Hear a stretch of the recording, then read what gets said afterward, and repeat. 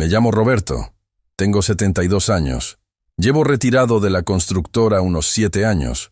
Y la pensión, aunque no es espectacular, es suficiente para no depender de nadie. O eso creía yo, antes de que todo esto se viniera abajo. Mucha gente me pregunta cómo pude permitir que las cosas llegaran al punto en que llegaron. ¿Cómo no reaccioné antes? ¿Cómo me quedé callado mientras mi propia familia me trataba como un mueble viejo? Yo les digo que no es que no reaccionara, es que no quería quemar el puente que era mi único techo. Uno llega a mi edad y entiende que hay batallas que no se ganan con gritos, sino con paciencia y con hechos. Hechos que se guardan y se usan solo cuando ya no queda alternativa. El quiebre, el punto que lo definió todo, fue la Navidad pasada. Fue la noche en la que mi hijo Luis, mi único hijo, me gritó delante de sus suegros, de su esposa Mariana y, lo peor de todo, de mi nieto Jaime, que yo no era bienvenido en esa casa. Pero la historia no termina en ese grito humillante. No. 4 días después de que me echó de la mesa y de que me fui a mi cuarto sintiendo que el pecho se me iba a reventar, Luis me llamó, no para disculparse, sino para pedirme una cantidad de dinero tan grande que entendí que su plan no era solo humillarme, sino despojarme de todo lo que me quedaba. Y yo, que ya había tomado mi decisión en ese silencio, sabía perfectamente lo que tenía que responderle. Pero antes de compartir mi historia contigo, te pido un favor. Dale like a este video y comenta desde dónde me estás viendo. Tu apoyo es muy importante. La vida se había vuelto así, lenta, pesada, como caminar con agua hasta los tobillos. Yo siempre he sido un hombre de rutinas.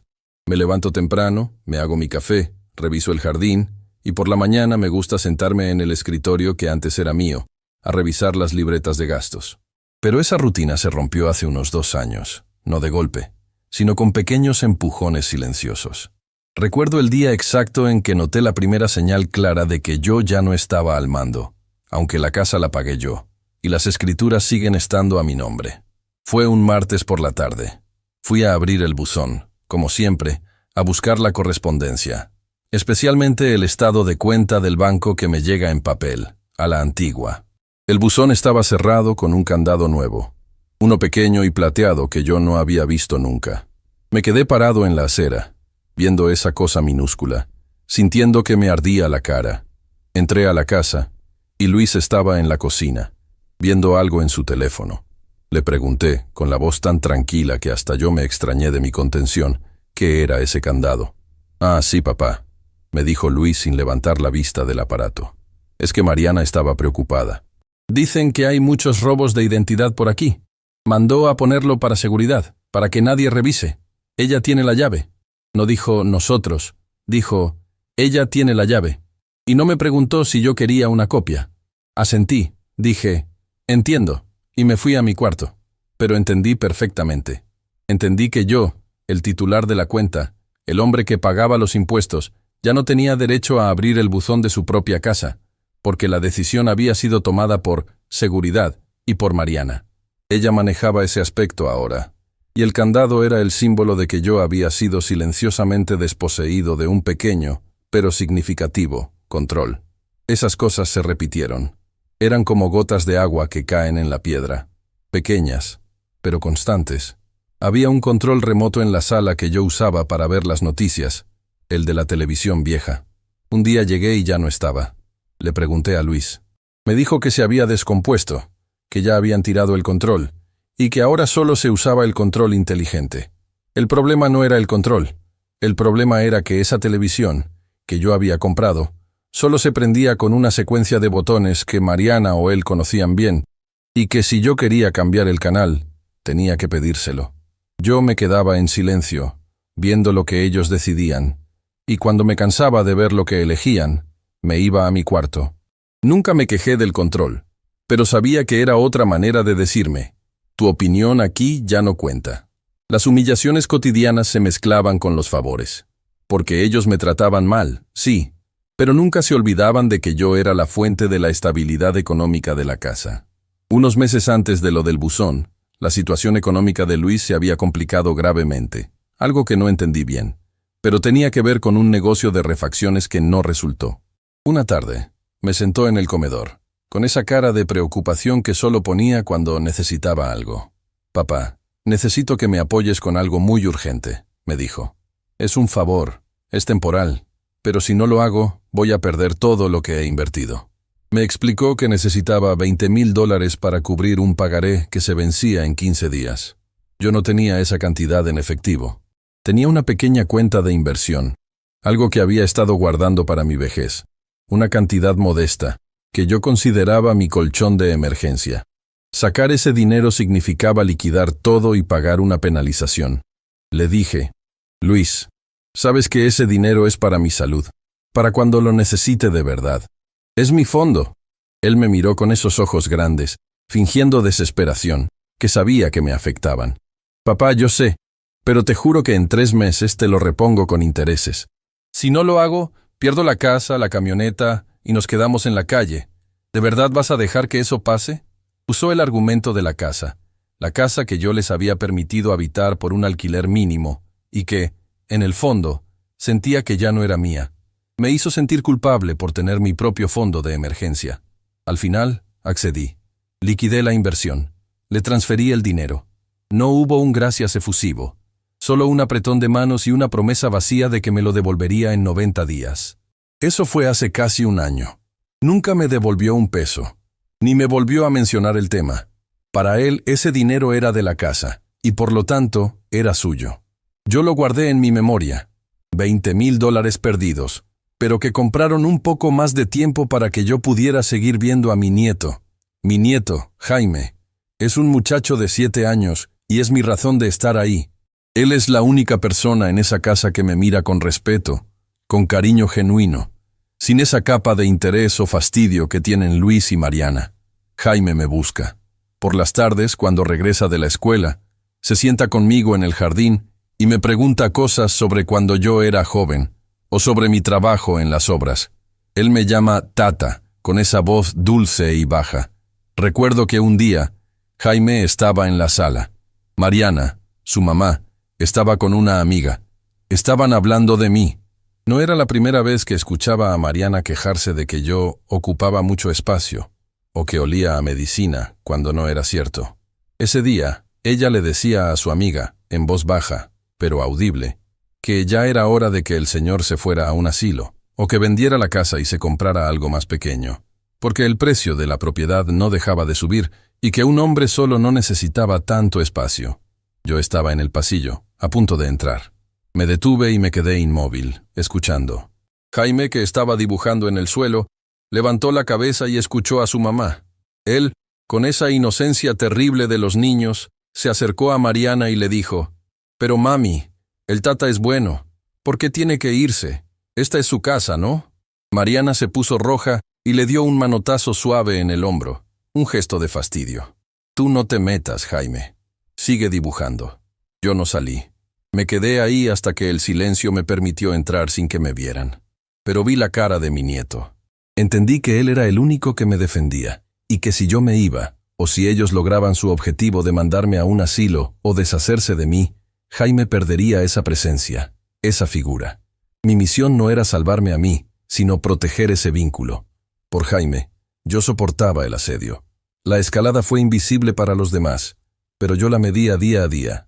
De repente, Mariana empezó a pedirme que le diera mis tarjetas de crédito y débito para pagar las compras grandes, según ella, porque así era más eficiente y ella podía llevar un mejor control del presupuesto familiar, ya que yo estaba desorganizado con mis gastos. Yo le entregué las tarjetas, no por convencimiento, sino por estrategia. Sabía que, si me negaba, ellos harían mi vida imposible o me acusarían de egoísmo. Pero antes de dárselas, fui al banco. Hablé con mi ejecutivo y puse límites de retiro y notificaciones de movimiento a mi teléfono personal, uno que ellos no sabían que yo tenía.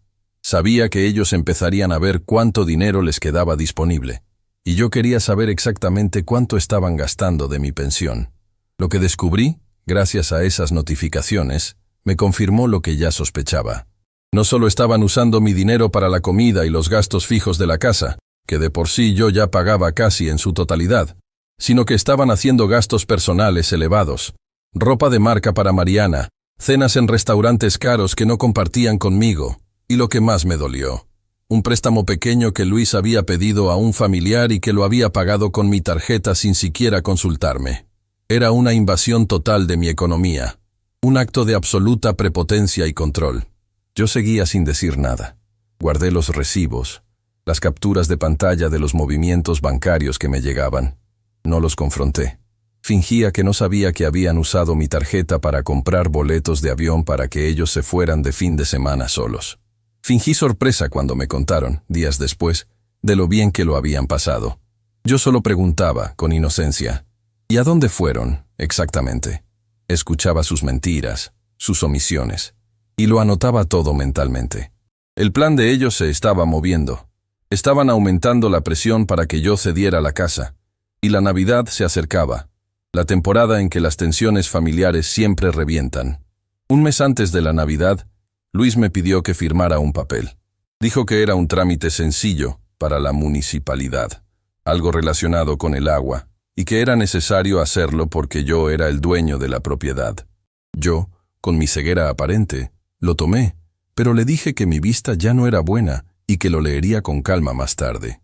Él se puso nervioso. «No hay tiempo, papá, es urgente. Solo es la firma y un garabato». Yo insistí. Me fui a mi cuarto. Puse mis lentes y leí el documento completo, palabra por palabra. No era un trámite del agua.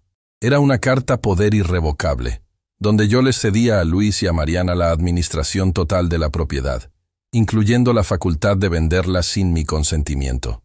La pluma se me cayó de la mano. Sentí un frío que me recorrió el cuerpo, desde el pecho hasta los pies. Lo que yo temía, el plan de fondo, estaba ahí, escrito en una hoja con sellos oficiales. Querían venderme la casa a mis espaldas, dejarme sin patrimonio y, supongo, usar el dinero para vivir bien. Y a mí, mandarme a un lugar donde ya no fuera un estorbo. Guardé el documento en mi caja fuerte, junto con los recibos de las transferencias y los estados de cuenta manipulados. No le dije a Luis que lo había leído. Salí del cuarto con el documento falso en el bolsillo. Luis me esperaba, ansioso. «¿Ya lo firmaste, papá?», le dije. «Sí, hijo. Lo leí, pero me diste el bolígrafo equivocado. Lo firmé con el que siempre uso. Mañana te lo doy. Asegúrate de que no se me haya corrido la tinta». Luis suspiró aliviado. Lo que él no sabía es que la decisión interna ya estaba tomada. Ya no era cuestión de aguantar o de esperar un cambio. Era cuestión de proteger a Jaime y a mí mismo. Esa misma noche no contacté a Luis. Llamé a mi abogado de toda la vida, el licenciado Romero. Le dije que necesitaba verlo a primera hora.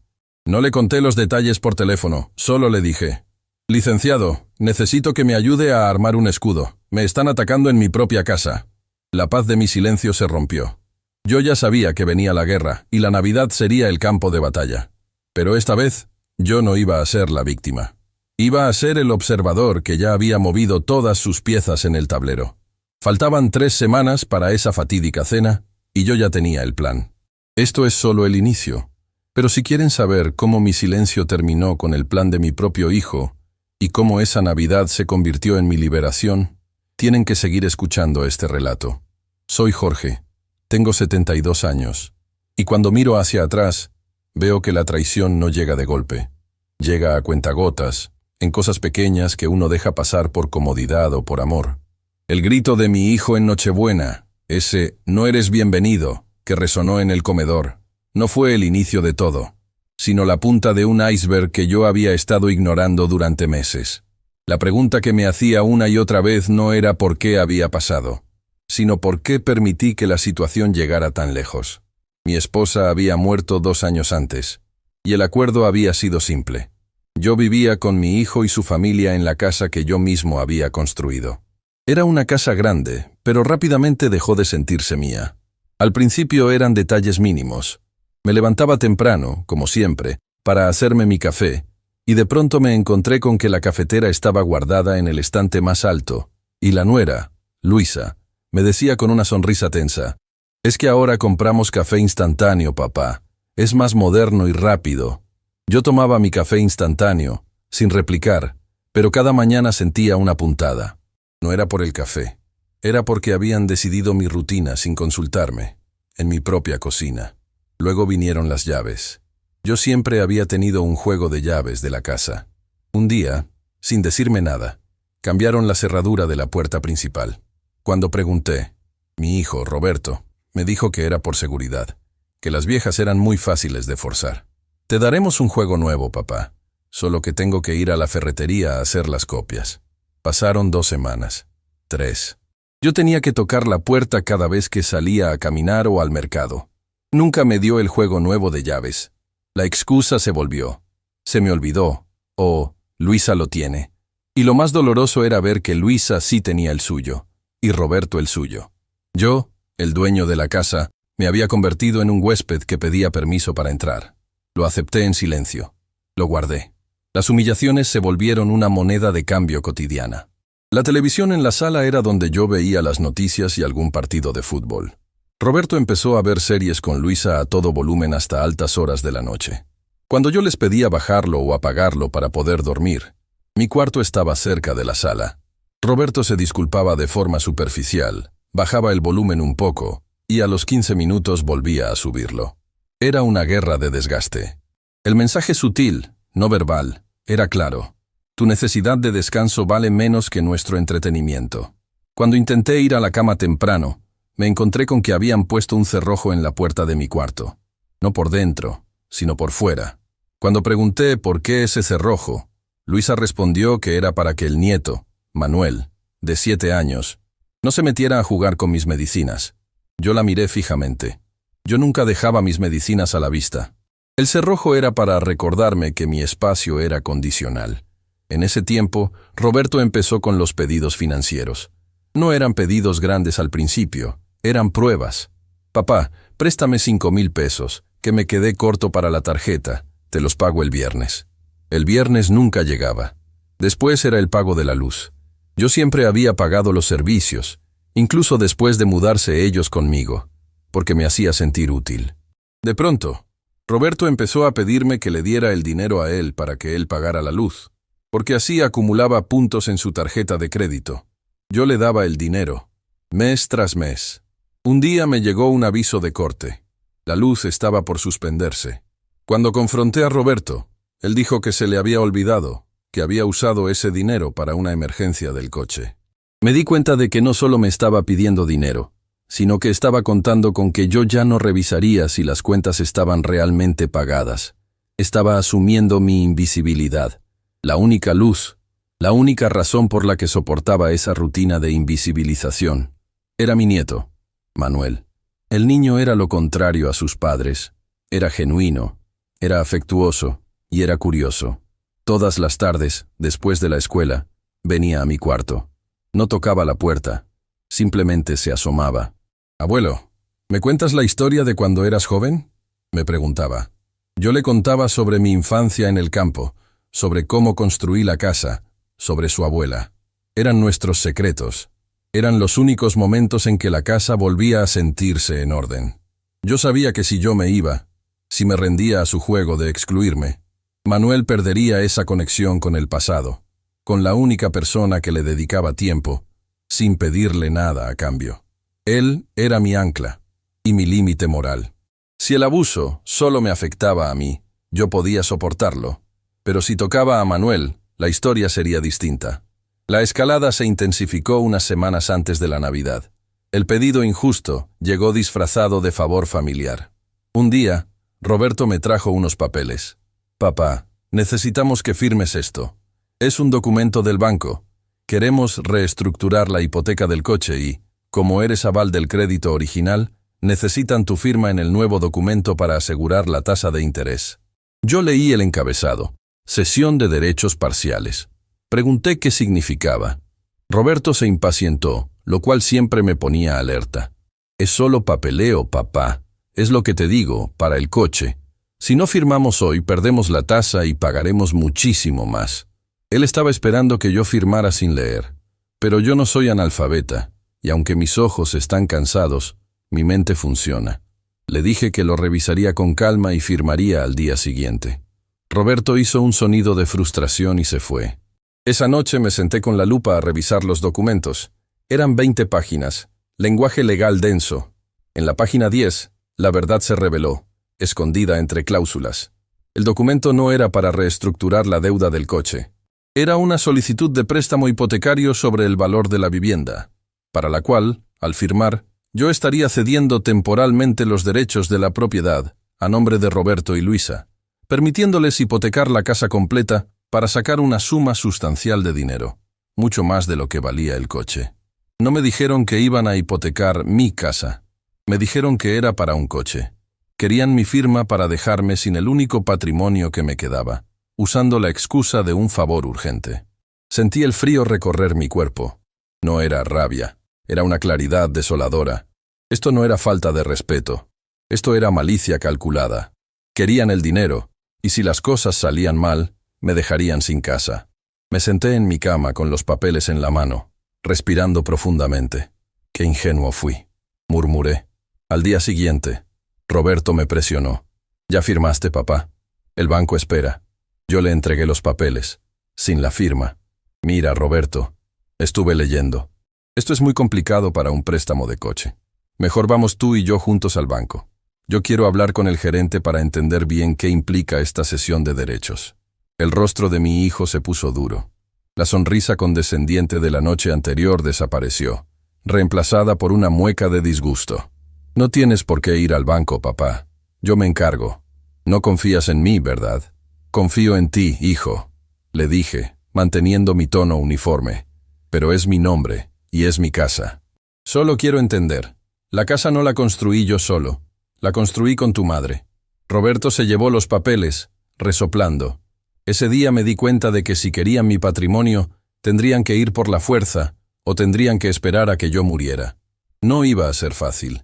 La Navidad se acercaba, y la tensión se cortaba con un cuchillo. Yo no volví a sacar el tema de los papeles, y él no volvió a pedírmelos, al menos no por la vía directa. Pero su actitud cambió. Se volvió más frío, más evasivo. Luisa, por su parte, empezó a hacer comentarios venenosos disfrazados de preocupación. «Ay, papá, qué bien que al fin te vas a ir con tu hermana después de las fiestas, ¿verdad? Para que no estés tan solo aquí. Mi hermana vivía en otra ciudad, y nunca habíamos hablado de que yo fuera a mudarme. Nadie me ha invitado a mudarme, Luisa. Yo vivo aquí», le respondí directamente. Ella se encogió de hombros, ignorándome. Ellos ya estaban tomando decisiones sobre mi futuro. El verdadero punto de quiebre, la ruptura final antes del grito de Navidad, ocurrió por una casualidad que confirmó mis peores sospechas. Un sábado, Roberto estaba muy nervioso. Dejó su mochila en la mesa del comedor, cosa que nunca hacía, y salió corriendo al jardín a contestar una llamada. Yo estaba limpiando unos libros de mi estante en la sala. Sin buscarlo, vi que una hoja sobresalía del bolsillo exterior de su mochila. Era una impresión, y no pude evitar leer el encabezado. Era una cotización de un agente inmobiliario, con la dirección de mi casa. Decía claramente: «Valor estimado de venta rápida con usufructo parcial pendiente».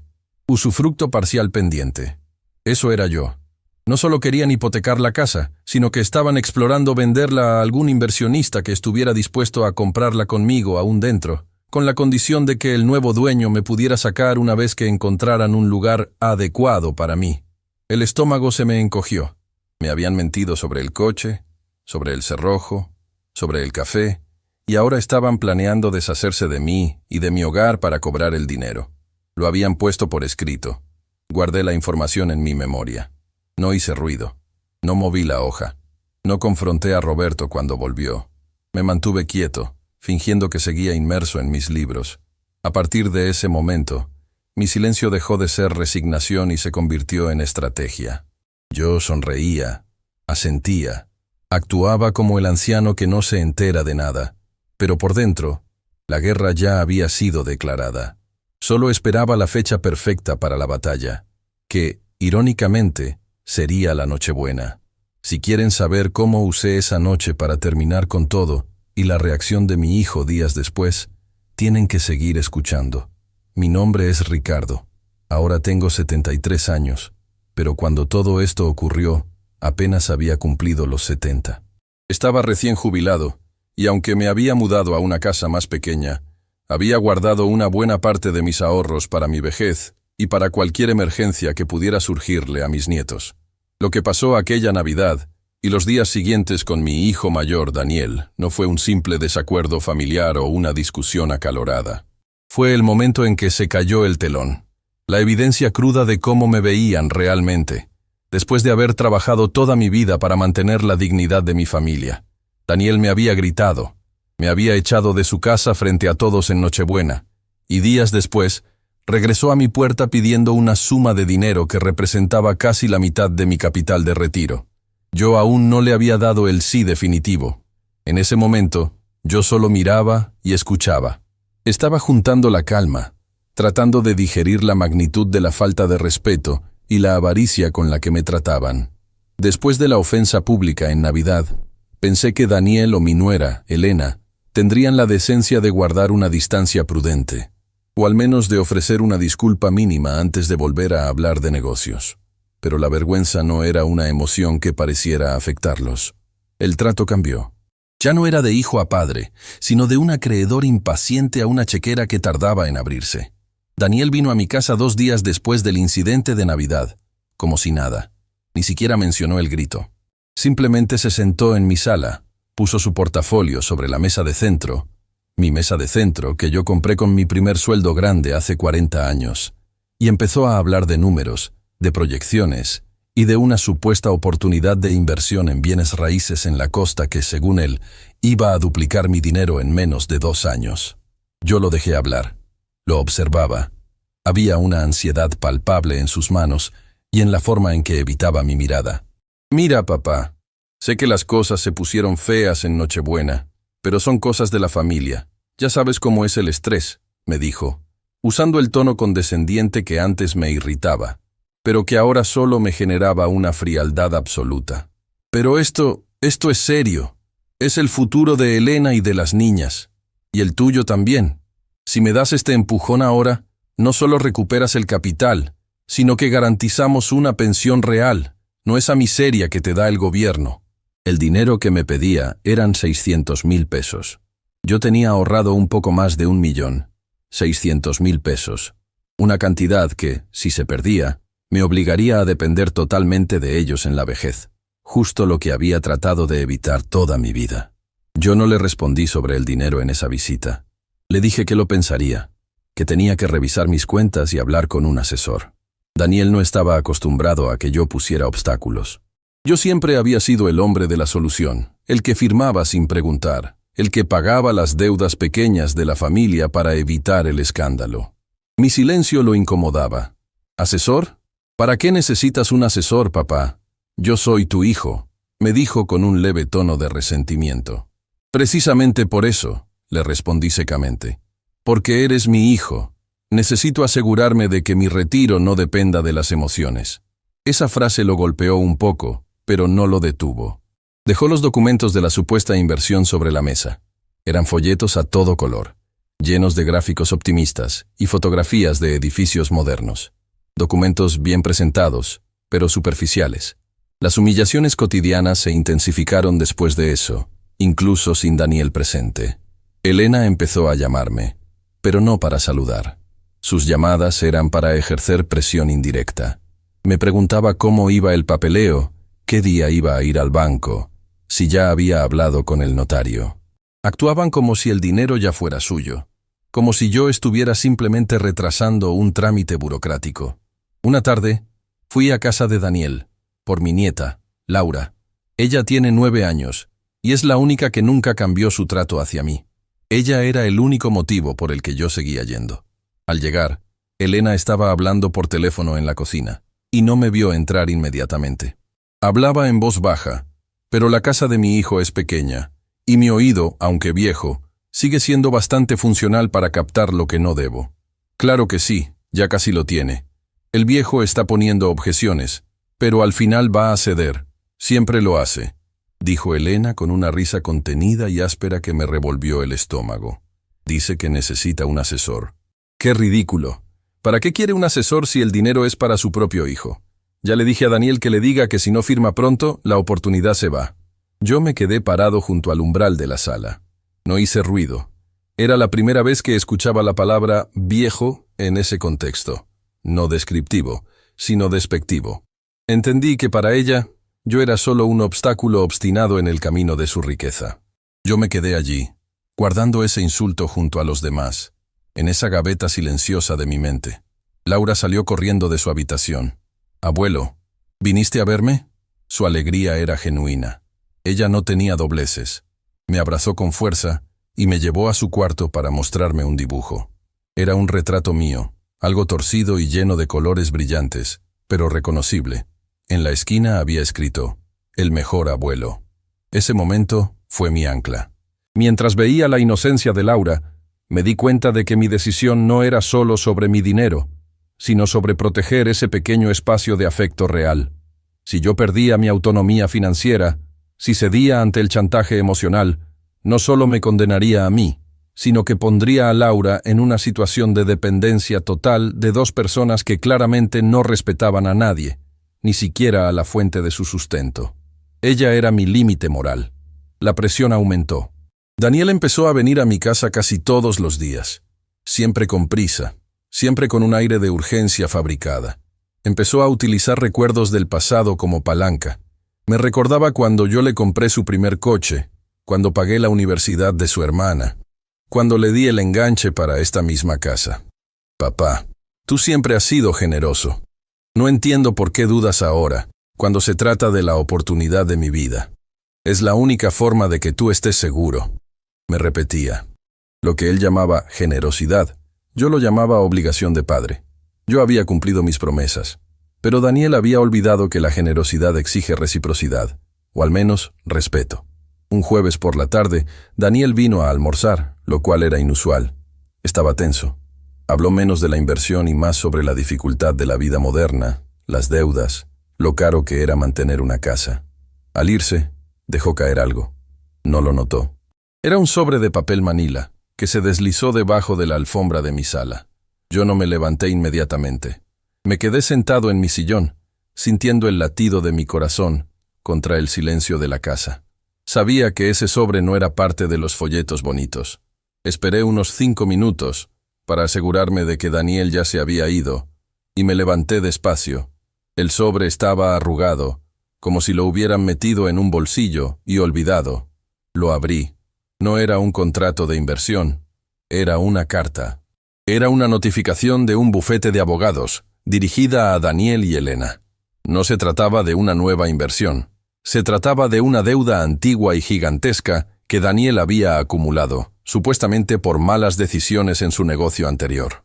La carta era un ultimátum, con fecha límite para el pago, bajo la amenaza de un embargo inminente sobre la casa donde vivían. Leí las frases clave 3 veces. De no cubrirse el monto total en 10 días hábiles. No. Procederemos al aseguramiento de sus bienes inmuebles. La única vía es la liquidación total. Mi mente empezó a ensamblar las piezas con una velocidad terrible. El dinero que me pedía Daniel no era para una inversión, era un rescate.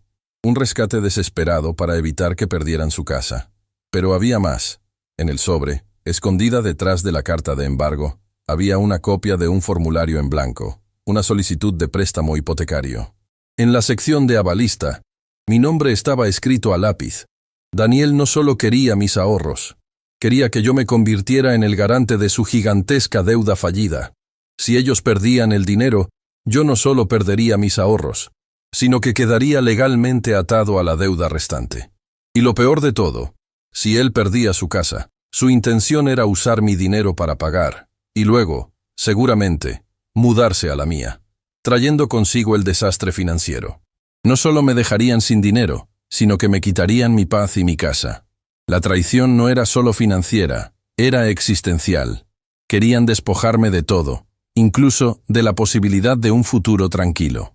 El primer impulso que sentí fue una rabia helada, la necesidad de llamar a Daniel y gritarle la verdad que había descubierto. Pero me detuve. Recordé a Laura y la risa de Elena al llamarme el viejo. Si yo confrontaba a Daniel ahora, él negaría todo, destruiría la evidencia y encontraría otra manera de presionarme. Yo tenía la prueba de su desesperación, de su engaño. Era una ventaja que no podía desperdiciar. Doblado la carta y la solicitud de préstamo, las guardé en mi caja de seguridad junto a mis documentos de pensión. Nadie sabría que yo las había visto. Esa tarde, mi rutina no cambió. Cené, leí el periódico, fui a la cama. Pero internamente, el viejo que se sentaba a esperar estaba muerto. Había despertado un hombre diferente, frío, calculador. Había llegado el momento de dejar de observar la humillación y empezar a construir la respuesta. Había llegado el momento de actuar, pero no con gritos, sino con papeles y silencio estratégico. Ahora sabía que el tiempo se estaba agotando. Daniel necesitaba mi dinero en menos de 10 días para evitar el embargo. Eso me daba a mí el mismo tiempo para anticiparme y proteger lo único que realmente me importaba, mi dignidad y el futuro de mi nieta Laura. Al día siguiente, iría al banco, pero no para sacar dinero, sino para hacer preguntas diferentes. Y buscaría al abogado que me había recomendado un viejo colega, el que me había dicho que era el mejor para manejar asuntos de familia. Yo no iba a firmar el cheque de mi propia ruina. Si quieres saber qué hice exactamente en esos 10 días y cómo se desarrolló la justicia silenciosa, te invito a seguir escuchando mi relato. No te imaginas lo que pasó cuando Daniel regresó por última vez. Yo soy Ricardo Montes. Tengo 72 años cumplidos y lo que le cuento ahora es algo que, aunque haya pasado hace ya un buen tiempo, me sigue pesando en la memoria como si la injusticia fuera una carga física. Lo que pasó aquella Navidad, cuando mi hijo me gritó que yo no era bienvenido en la casa que yo mismo ayudé a pagar, eso no fue el principio, fue solo el pico de una montaña que se venía formando desde mucho antes.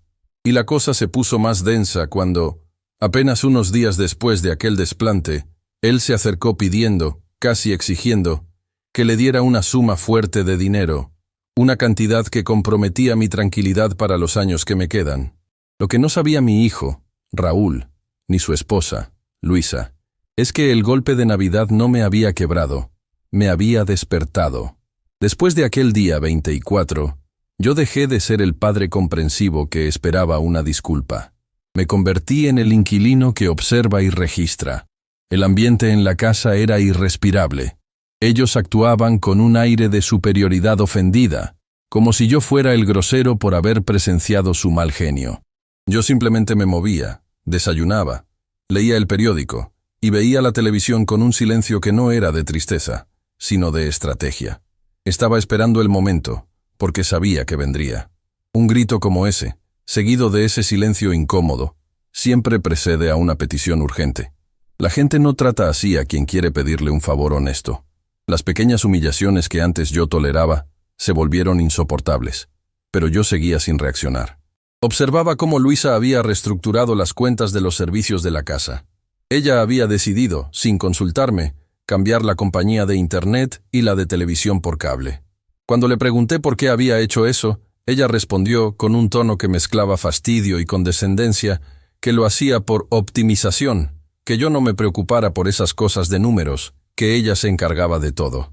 Lo que ella no sabía era que yo, por costumbre de viejo, llevaba mi propio registro de cada pago, de cada recibo que entraba a esa casa, aunque el dinero que salía fuera casi totalmente de mi cuenta de retiro. Yo había visto los montos de los servicios subir desproporcionadamente en los últimos meses. Antes de que me dijeran que era por optimización, yo ya sabía que no era cierto. La diferencia que yo notaba era sutil, pero constante. Eran 50 pesos más aquí, 100 pesos más allá. Cantidades pequeñas que sumadas se volvían significativas y que nunca se reflejaban en los estados de cuenta bancarios que yo consultaba. Empecé a sospechar que Luisa estaba inflando los costos de los servicios comunes para sacar una pequeña ganancia cada mes, metiendo ese excedente en alguna otra cuenta que yo no conocía. Una hormiga que trabaja en silencio, pensé. Y si hacía eso con 50 pesos, ¿qué no haría con cantidades más grandes? Me enfoqué en la documentación. Yo había notado que mis documentos importantes, que yo guardaba en una caja fuerte pequeña en mi recámara, habían sido manipulados. No es que faltara algo, era la sensación de que las cosas no estaban en el orden que yo las había dejado. Una tarde, Raúl salió por trabajo y Luisa se fue a recoger a Sofía, mi nieta, del colegio. Yo tenía la casa para mí solo durante 2 horas. Fue entonces cuando mi estómago me dijo que era el momento de buscar. Yo no estaba buscando venganza, estaba buscando la verdad, el plan completo. Sabía que mi hijo no pediría solo dinero para pagar una deuda. Intuía que la agresividad reciente, el grito de Navidad, la exclusión constante, eran maniobras para desgastarme y hacerme sentir insignificante, justo antes de pedirme algo grande, algo que ellos creían que yo no tendría el derecho moral de negarles. Revisé el escritorio que Raúl usaba, el que estaba en el estudio compartido. Él tenía una gaveta con llave, pero era una llave barata, y yo sabía que no confiaba en ella, pues muchas veces dejaba documentos semiocultos en la parte superior, bajo pilas de papeles de trabajo que supuestamente estaba revisando. Moví una carpeta con recibos de una ferretería que no reconocí. Debajo encontré lo que buscaba, pero en una forma que no esperaba. No era un documento final, sino un borrador impreso de un contrato.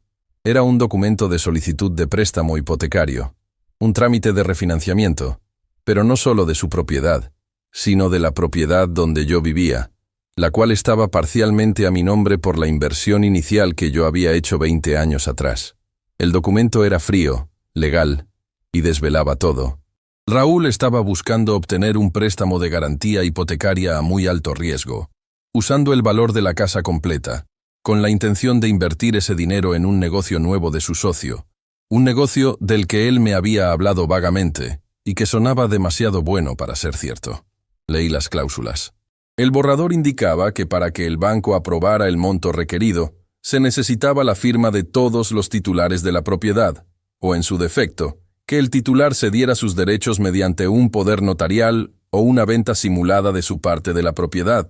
En términos sencillos, Raúl no solo quería mi firma, quería mi parte de la casa para hipotecarla sin mi consentimiento real, o al menos, sin mi total entendimiento de las implicaciones. El borrador era brutalmente claro sobre las condiciones de pago. El negocio de su socio era una inversión de muy alto rendimiento, lo que significaba altísimo riesgo. Si el negocio fallaba, y las letras pequeñas del documento bancario parecían muy pesimistas sobre el historial de ese tipo de inversiones, la casa entera, la única seguridad que yo tenía en la vida, podría ser embargada. Me senté en la silla de su escritorio, sin hacer ruido. No sentí rabia de inmediato. Sentí un frío glacial. Era la confirmación de lo que había sospechado desde hacía meses. Para ellos, yo no era un padre. Era una garantía, una pieza de ajedrez que podían sacrificar si era necesario para su ambición. El grito de Navidad, "No eres bienvenido", cobró un significado diferente. Era un intento de anularme emocionalmente, de reducir mi resistencia, de hacerme sentir que no tenía voz ni voto en sus decisiones, preparándome para el gran robo legal. Tomé el borrador. No lo doblé ni lo rompí.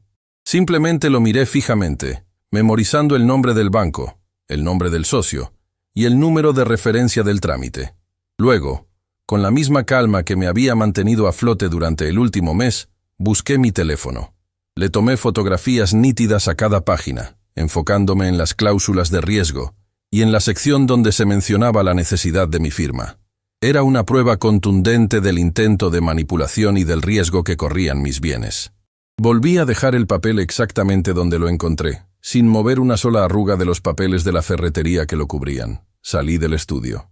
Fui a la cocina, me serví un vaso de agua, y sentí que la presión en el pecho disminuía, no por la calma, sino porque el enemigo finalmente había revelado sus cartas. Yo ahora sabía contra qué estaba luchando. A partir de ese momento, mi silencio dejó de ser pasivo. Se volvió estratégico. Empecé a actuar de manera deliberada.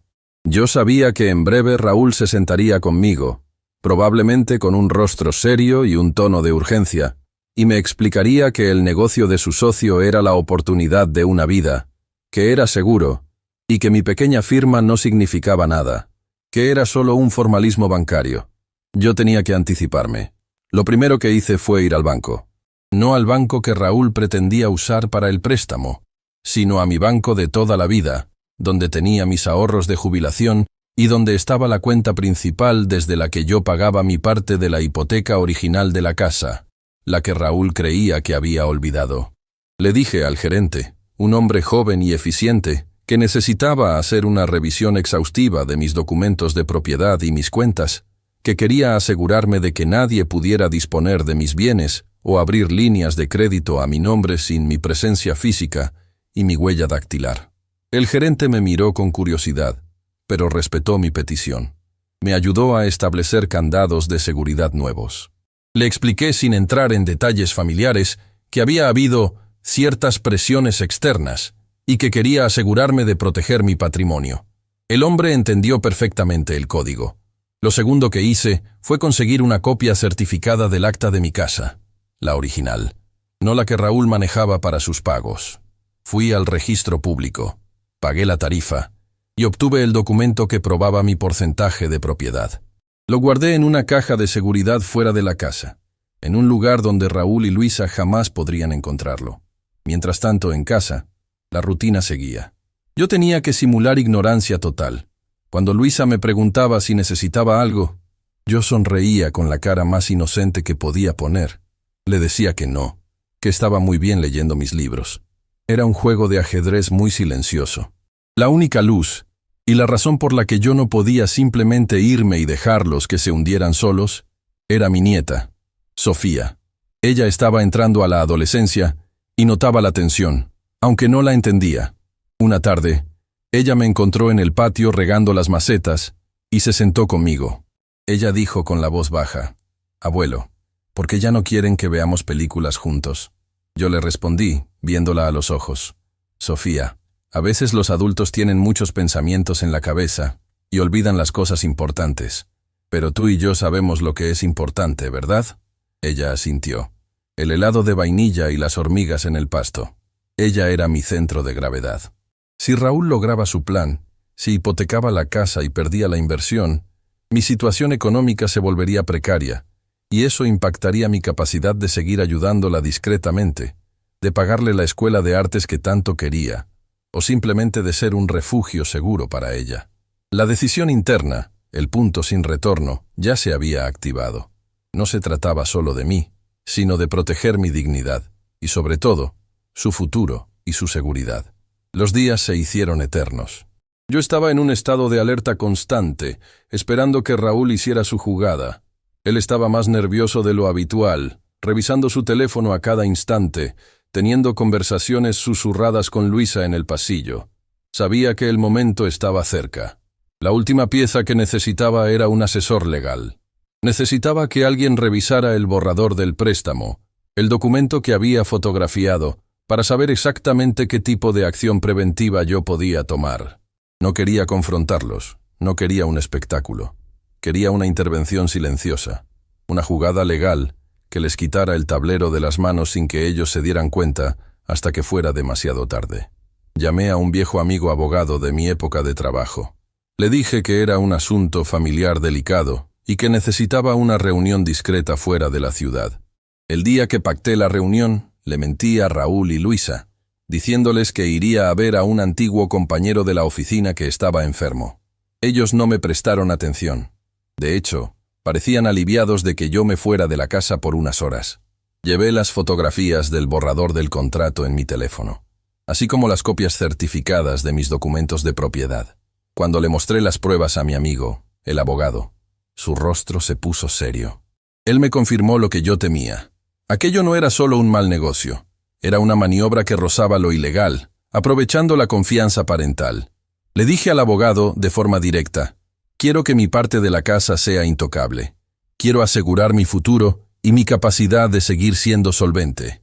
Y quiero que, cuando mi hijo venga a pedirme esa firma, la respuesta ya esté dada de tal forma que él no pueda revertirlo».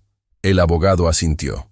Me explicó el procedimiento exacto para congelar temporalmente cualquier movimiento sobre mi porción de la propiedad y para invalidar cualquier poder notarial antiguo que pudiera existir. También me aconsejó sobre cómo manejar la conversación con Raúl cuando llegara el momento de la verdad, que sin duda ocurriría en cuestión de días. Volví a casa esa noche. Entré en mi cuarto. Miré mi teléfono, donde tenía guardada la evidencia del plan de mi hijo. Sentía que había cruzado una línea, pero era una línea de autoprotección. No había vuelta atrás. Ya no era un padre esperando el afecto. Era un hombre protegiendo lo poco que le quedaba, preparado para la caída inevitable. Apenas 2 días después, la mañana del 28 de diciembre, Raúl se acercó a mí en la sala. Su tono era diferente. No era agresivo como en Navidad. Era meloso, urgente y lleno de una falsa seriedad. Él dijo que tenía que hablar conmigo de algo muy importante, algo que cambiaría el futuro de la familia, que era una oportunidad que no podíamos dejar pasar. Yo ya sabía exactamente de qué se trataba, y lo escuché en silencio, sintiendo el peso de mis decisiones y la justicia silenciosa que yo ya había puesto en marcha. Si quieren saber lo que le respondí a mi hijo cuando finalmente me pidió el dinero, y cómo se le cayó la cara cuando entendió mi jugada, tendrán que seguir escuchando este relato. La verdad es que aquella conversación fue rápida, contundente, y no se trató solo de un no. Mi nombre es Raúl, tengo 68 años. Lo que voy a contar es la última parte de lo que pasó aquella Navidad. La Navidad en la que mi hijo me gritó que yo no era bienvenido en su casa, y de la forma en que, días después, vino a buscarme para pedirme dinero que él sabía que yo no podía darle sin desprotegerme. Uno vive años construyendo una vida, una familia, para que al final, un solo momento de arrogancia de los hijos, te revele lo frágil que era todo eso. Yo ya les conté cómo mi decisión de no irme de la casa que tanto me costó, la casa que ellos querían vendida, había escalado hasta ese insulto público. Y yo ya les dije que yo no hice berrinche ni grité, solo guardé las palabras y actué. Yo sabía que la visita de mi hijo, después de Navidad, no era por arrepentimiento. El arrepentimiento no necesita pedir 200,000 pesos. El arrepentimiento llama para disculparse, no para negociar la dignidad. Yo ya había hablado con el licenciado Pérez 2 veces, asegurando todo lo que podía asegurar. Mi esposa, en aquel momento, aún no entendía bien por qué yo estaba tan ocupado con papeles y notarios.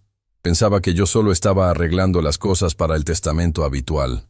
Yo no le dije la verdad completa, no porque no confiara, sino porque sabía que, si ella se enteraba del plan de nuestro hijo, la pena la iba a consumir. Ella prefería pensar que eran solo descuidos, no una estrategia calculada. Cuando mi hijo llegó a la casa, fue por la tarde, justo a la hora en que el sol empezaba a bajar, dejando esa luz amarilla pesada sobre la sala. Llegó solo. Eso ya me decía mucho. Cuando querían presionarme, venían los dos, él y su esposa, la fuerza doble. Si venía solo, era porque venía a la súplica, a la necesidad real, no a la coerción habitual. Se sentó en el sillón que antes era el favorito de mi padre, y yo lo vi incómodo. No podía mirarme a los ojos. Le ofrecí un café, como siempre. Él dijo que no, que solo venía a hablar de un asunto urgente. «Papá», empezó, y la voz le temblaba un poco, algo que no le había visto desde que era niño, y había roto la ventana del vecino. Lo de Navidad fue un error. Estaba frustrado. Mi esposa y yo hemos tenido muchos problemas. Yo lo escuché en silencio. No dije nada sobre la frustración. Las palabras de Navidad no se borran con una excusa sobre el estrés. Simplemente lo miré. Con 68 años, uno aprende que el silencio es una herramienta más pesada que cualquier grito. «Necesito el dinero, papá», me dijo, y fue directo al grano. «Necesito los 200,000 pesos que te pedí. Es que el negocio se nos complicó. Pensábamos que iba a salir en enero, pero necesitamos cubrir un pago ahorita, o perdemos la inversión de los últimos 2 años». Me explicó el detalle, pero yo ya no estaba escuchando los números. Yo ya había consultado con mi contador y sabía que la inversión que él mencionaba era altamente riesgosa y, francamente, mal asesorada. El verdadero problema era que esa urgencia significaba que, si yo le daba ese dinero, no solo se perdería, sino que mi fondo de reserva para emergencias, el dinero que había ahorrado por si me enfermaba o por si necesitábamos una reparación grande en casa, quedaría vacío. «Hijo», le dije con la voz muy baja, «¿recuerdas lo que te dije hace tiempo? Que ese dinero no está disponible para inversiones». «Pero es un préstamo», insistió. «Te lo pagamos en 6 meses, con intereses. Solo necesito que firmes la liberación del fondo de inversión que tienes». Aquí es donde el clímax se encontró con mi preparación.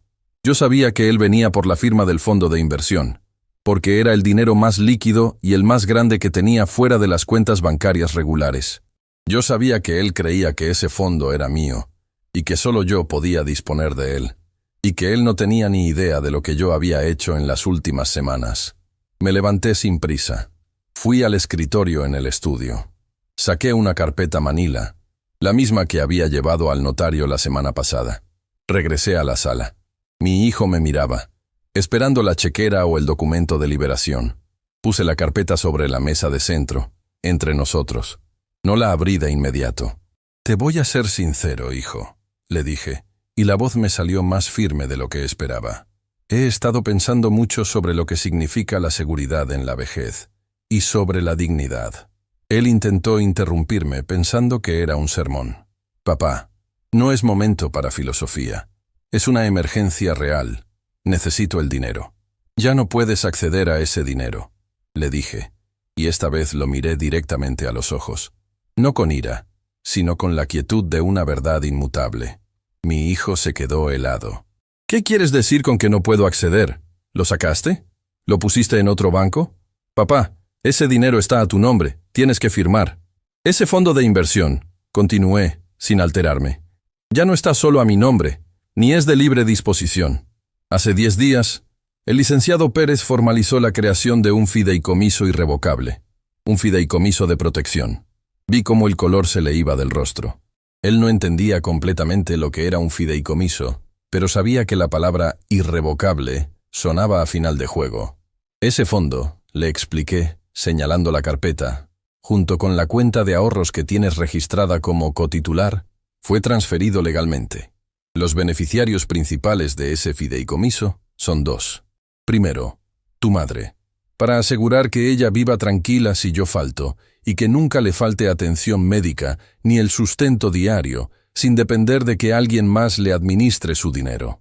Y el segundo beneficiario, hijo, es tu propio hijo, mi nieto, Santiago, específicamente para asegurar el pago de su universidad y su manutención mientras estudia. Está destinado a que él tenga una educación, pase lo que pase con los negocios o las deudas de sus padres». Mi hijo se levantó de golpe, casi tirando el café que yo le había puesto en la mesa. «¡Estás mintiendo!», gritó. Era el mismo tono que usó en Navidad, pero ahora sin público, solo el eco de la sala. «No puedes hacer eso sin consultarnos. Ese dinero es parte de lo que nos corresponde». «No es parte de nada que te corresponda ahora», le respondí con la misma calma que usé para contarle a mi nieto un cuento. «Legalmente hasta que yo muera, es mi patrimonio. Y mi obligación, antes que la tuya, es la seguridad de mi esposa y la educación de mi nieto. Ese dinero está blindado, hijo. Está legalmente fuera de tu alcance y de cualquier acreedor que pudieras tener, porque el fideicomiso especifica el propósito exacto. Si yo firmo la liberación, estoy violando el acuerdo legal y me metería en un problema legal serio. Lo que pides es imposible». Abrí la carpeta y le deslicé una copia simple de la portada del documento. Vio el sello del notario, la fecha reciente y las cláusulas generales. Mi hijo no es un abogado, pero pudo leer los números y las palabras clave. Se dio cuenta de que yo no estaba bromeando. Yo no había hecho un berrinche financiero. Yo había ejecutado una estrategia defensiva absoluta.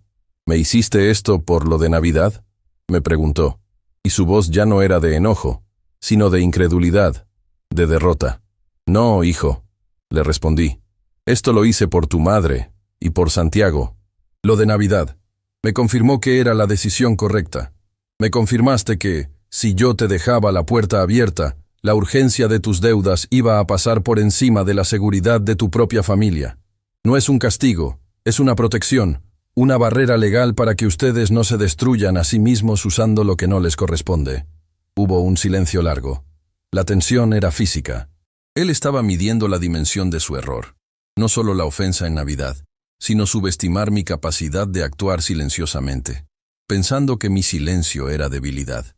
Él creía que yo era viejo y manejable, y se encontró con que yo había movido piezas sin que él lo notara, piezas que definían su futuro inmediato. Finalmente, su postura colapsó. Se sentó de nuevo, cubriéndose el rostro con las manos. «Papá, ¿qué voy a hacer? Lo vamos a perder todo», murmuró. «Yo lo siento, hijo», le dije, y realmente lo sentía, pero no podía dar marcha atrás. «Esos 200,000 pesos ya no existen para ti, son para la Universidad de Santiago. Lo que tienes que hacer es afrontar tu negocio con responsabilidad, como un adulto». Me quedé esperando que me gritara de nuevo, que me acusara de arruinarlo, pero no lo hizo. Solo se levantó. «Dime una cosa», me dijo. «¿Lo hiciste solo para joderme?» «Lo hice para poder dormir tranquilo», le respondí. «Sabiendo que, pase lo que pase con tus decisiones, tu madre y tu hijo están a salvo de la calle». Él no se despidió. Simplemente salió de la casa, sin voltear a ver. El ruido del motor de su coche al arrancar fue lo último que escuché de él ese día. Mi esposa bajó un momento después, preocupada por el silencio repentino. Le dije que habíamos hablado de negocios, que mi hijo se había ido molesto porque no pudimos ayudarle con el préstamo que quería. No le dije la magnitud del movimiento que había hecho, ni la razón real. Los días que siguieron fueron extrañamente tranquilos. La esposa de mi hijo me llamó una vez, intentando usar un tono más suave, preguntando si podíamos hablar sobre el futuro de la familia. Yo le dije exactamente lo mismo, que el dinero estaba en un fideicomiso para la educación de Santiago y la seguridad de su suegra, y que no había forma legal de moverlo. Ella entendió la frialdad y no volvió a insistir. La justicia en esta vida no llega con sirenas ni con grandes discursos. Llega con el silencio. En las semanas posteriores pude ver cómo mi hijo y su esposa tuvieron que empezar a vender activos, a reducir su nivel de vida. Yo no intervine. Era el costo de la lección que necesitaban aprender. Que la dignidad de un padre, al igual que la seguridad de un hijo, no es negociable. La paz que obtuve fue pesada. No es la paz que uno imagina, de felicidad absoluta. Es la paz de saber que las cosas están en orden, pero la tristeza de que ese orden solo pudo lograrse cortando los lazos financieros, haciendo de la confianza algo imposible. Mi esposa sigue sin saber los detalles, y eso está bien. Ella puede seguir amando a su hijo sin la carga de su traición. Lo único que me importa ahora es mi nieto Santiago. Ahora lo veo más seguido. Vamos por él a la escuela y pasamos la tarde juntos. Y la mayor alegría es saber que su futuro, su verdadera oportunidad, está protegido, asegurado con sellos notariales contra la imprudencia y la ambición. Yo recuperé mi voz en mi casa, mi autonomía financiera. Ya nadie me presiona para vender. Ya nadie me pregunta por cuánto dinero tengo. El respeto que perdí se restauró con documentos y leyes, no con discusiones. A veces, cuando estoy en la sala y veo el sillón de mi padre, recuerdo las palabras de mi hijo en Navidad: «No eres bienvenido». Y luego recuerdo su rostro cuando le mostré la carpeta. Ahora, yo soy el único bienvenido en esta casa, y la paz que siento es el eco de esa decisión silenciosa y estratégica. No fui un héroe, solo un hombre cansado que decidió defender su paz y a su familia a la única manera que le quedaba, con la ley. Si usted se sintió identificado con esta historia, o si le ha parecido importante, le pido que se suscriba al canal y comparta esta experiencia. Su apoyo ayuda a que más historias de dignidad y justicia silenciosa sigan llegando a la luz.